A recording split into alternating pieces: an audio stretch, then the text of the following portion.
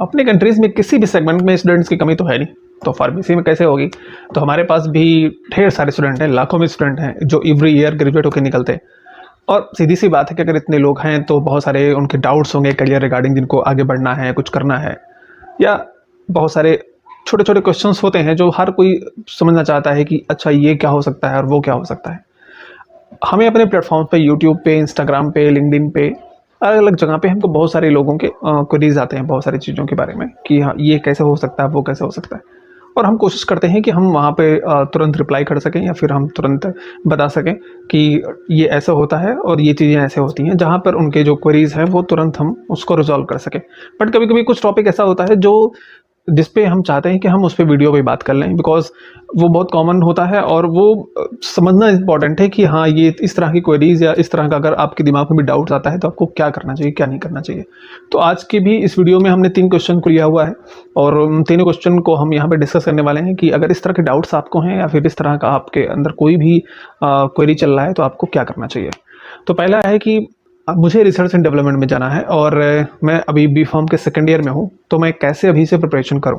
ये क्वेरीज किसी की भी आ सकता है कि मुझे R&D में जाना है, फर्स्ट ईयर में है, सेकंड ईयर में है, थर्ड ईयर में है, फोर्थ ईयर में है, और जिस भी पोजीशन पे आप अभी हैं वहाँ से आप कैसे प्रिपरेशन करें कि आप उस गोल पे पहुँच पाएँ जो आपने देखा है। तो अगर आप अभी बी फॉर्म में हैं, first year, second year, third year, fourth year, किसी भी ईयर में हैं, तो सिंपल सी बात है कि अभी आपको तो जो आपकी स्टडीज़ हैं उस पर ही फोकस करना है, बिकॉज अदर देन तो आपको कुछ करना नहीं है जहाँ से आप अभी से कोई प्रिपरेशन कर सकें। अगर आप फोर्थ ईयर में हैं तो वहाँ पर कुछ चीज़ें मैं आपको बताता हूँ जो आप कर सकते हैं। बट अगर आप first year, second year and third year में हैं तो आपको केवल अभी अपने सिलेबस जो आपका कॉलेज का है उस पर फोकस करना चाहिए। और आपके जो सब्जेक्ट्स हैं, जो भी सब्जेक्ट्स हैं, जितने भी सब्जेक्ट्स हैं, उन सब सब्जेक्ट्स में आपकी अंडरस्टैंडिंग, लर्निंग अंडरस्टैंडिंग कुछ इस तरह की होनी चाहिए कि आपके सारे कॉन्सेप्ट्स क्लियर हों। बिकॉज अगर कोई रिसर्च में जाता है तो दैट्स मीन्स उसको लाइफ टाइम लर्निंग्स करनी पड़ती हैं, समझनी पड़ती हैं, चीज़ों को एक दूसरे के साथ कनेक्ट करना पड़ता है, तब जाके आप कुछ इनोवेट कर सकते हो। ठीक, तो आपकी लर्निंग मेंटालिटी जितनी जल्दी आप अपने कॉलेज टाइम में सेट कर लें वो उतना अच्छा हो जाएगा। तो आपका कोई भी सब्जेक्ट हो, चाहे वो फिजियोलॉजी से रिलेटेड हो, चाहे फिर आपका मेडिसिन से रिलेटेड हो, चाहे फार्माकोलॉजी से रिलेटेड हो, चाहे फार्मास्यूटिक्स से रिलेटेड हो, किसी भी सब्जेक्ट का हो, आपकी जो माइंडसेट होना चाहिए लर्निंग का हर सब्जेक्ट को लेकर वो बहुत ही क्लियर कट होना चाहिए, बहुत ही लॉजिकल होना चाहिए, जिससे आप किसी भी सब्जेक्ट को बहुत अच्छे से समझ सके। और ये तरीका अगर आपके दिमाग में अभी से सेट हो जाएगा, आपके ब्रेन में पैटर्न सेट हो जाएगा, तो आप जब आगे रिसर्च के लिए परस्यू करेंगे तो आपके लिए बहुत फ़ायदेमंद होने वाला है। और अगर आप फोर्थ ईयर में हैं और आपको R&D में जाना है तो उसके लिए आपको इन्फॉर्म करेंगे, उसके बाद मास्टर्स करने के बाद भी R&D में आपको जाना चाहिए। तो आप एक चीज़ आपको साथ साथ में करना चाहिए कि फाइनल ईयर से ही स्टार्ट करिए, फिर इन्फॉर्म में भी वो चीज़ को आप कंटिन्यू रखिएगा कि ऑल ओवर द वर्ल्ड क्या करंट रिसर्च एंड डेवलपमेंट्स हो रहे हैं, उनके बारे में थोड़ा आपको अवेयरनेस होना चाहिए। उनके प्रॉपर आपको एक नोट्स बनाने चाहिए कि अलग अलग सेगमेंट में कौन कौन सी कंपनीज क्या क्या कर रही हैं, कितने न्यू ड्रग्स हैं जो पाइपलाइन में हैं, क्या क्या हो रहा है, क्या क्या नहीं हो रहा है। तो वो सारे अवेयरनेस आपको रहेगा, तो आप कम से कम एक रिसर्च वाले जोन में ही रहेंगे और आप अपने आप को सही तरीके से डेवलप कर सकते हैं। ठीक है, तो और दूसरा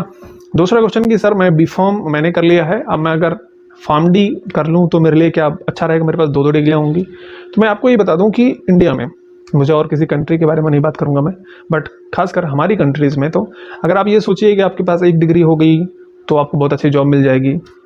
बशर्ते आप IITians, IIM या फिर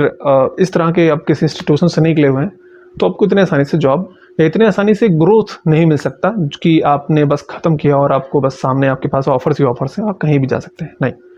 आपको चाहे आप 1 डिग्री करें या आप 4 डिग्री कर लीजिए, आपको मार्केट में जाके स्ट्रगल, थोड़ा सा चैलेंज, थोड़ी सी मेहनत तो सारे डिग्री लेने के बाद करने पड़ेंगे। तो आप पहले अपना गोल डिसाइड कीजिए कि आपको करना क्या है। आप अगर बी फॉर्म करने के बाद ही वो आपका गोल अचीव होता है तो फार्म डी में जाने का कोई मतलब नहीं। और हाँ, अगर आप फार्म डी के कोर्स से या फार्म डी का जो स्ट्रक्चर है या फिर फार्म डी के बाद अगर आप कुछ ने सोचा है कि हाँ मुझे ये करना है फार्म डी करके, देन ऑब्वियस आप जा सकते हैं। बट फिर वहाँ पे आप बी फॉर्म को इंक्लूड मत करिए कि बी फॉर्म भी रहेगा, फार्म डी भी रहेगा, तो काम तो कोई एक ही आएगा और उसी के बेसिस पे आपको आगे बढ़ना पड़ेगा। ठीक है, तो डिग्री कलेक्ट करने से आप ग्रोथ नहीं कर पाएंगे। डिग्री एक हो पर उसके ऊपर आप कैसे काम करके आगे बढ़ेंगे वो ज़्यादा इंपॉर्टेंट है। एंड तीसरा क्वेश्चन है कि सर प्रोडक्शन में ज़्यादा ग्रोथ है या क्वालिटी एश्योरेंस में, QA में? तो ग्रोथ दोनों ही डिपार्टमेंट में अच्छा है, क्योंकि दोनों मैन्युफैक्चरिंग सेगमेंट के ही 2 डिपार्टमेंट हैं जो आपस में मिल के और साथ साथ में ही काम करते हैं। तो आपको अगर प्रोडक्शन डिपार्टमेंट में जाना है तो आप प्रोडक्शन के जॉब डिस्क्रिप्शन आपको पता होगा तो आप वहाँ पे जा सकते हैं, और अगर आपको क्यूए में जाना है तो आप क्यूए में जा सकते हैं। अगर सैलरी और ग्रोथ के बेसिस पर अगर आप जाना चाहते हैं तो मैं आपको बोलूँगा कि दोनों ही डिपार्टमेंट में सेम ग्रोथ एंड सैलरी का पूरा सिस्टम है अप्रॉक्सीमेटली, बट वो आपके प्रेफरेंस पे डिपेंड करता है, आपके इंटरेस्ट पे डिपेंड करता है कि आपको कहाँ जाके ज़्यादा बेहतर होगा। ठीक है,